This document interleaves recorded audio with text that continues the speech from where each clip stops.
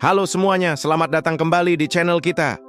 Hari ini kita akan menjelajahi salah satu peradaban paling berpengaruh di dunia, Yunani kuno.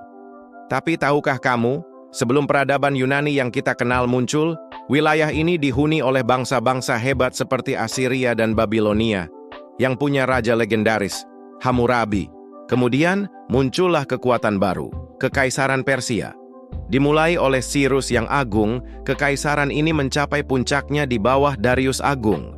Wilayahnya begitu luas sampai Darius harus membaginya menjadi 31 provinsi yang disebut satrapi.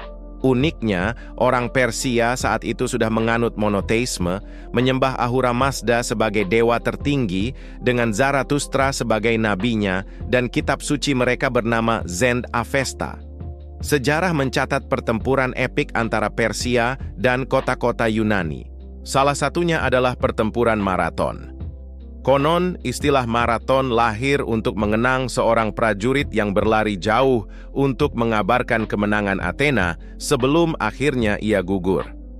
Tak lama setelah peristiwa ini, Raja Darius pun meninggal dunia. Pertempuran lain yang tak kalah penting adalah pertempuran Salamis pada 480 SM. Kemenangan Angkatan Laut Athena dalam pertempuran ini menjadi titik balik penting.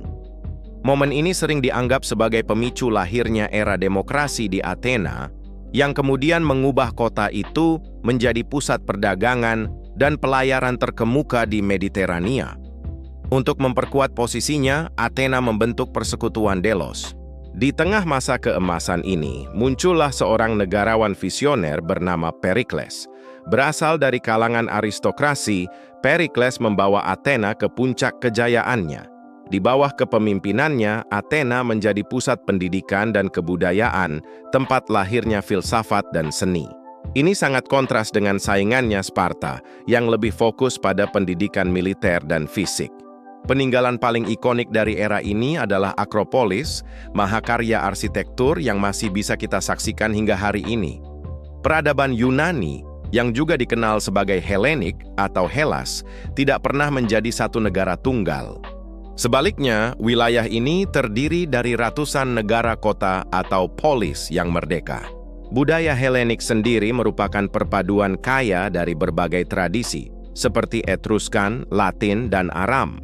Dari sinilah lahir para pemikir besar seperti Thucydides dan Xenophon yang meletakkan dasar bagi penulisan sejarah modern dengan gaya bahasa yang sederhana namun struktur gramatikal yang kompleks.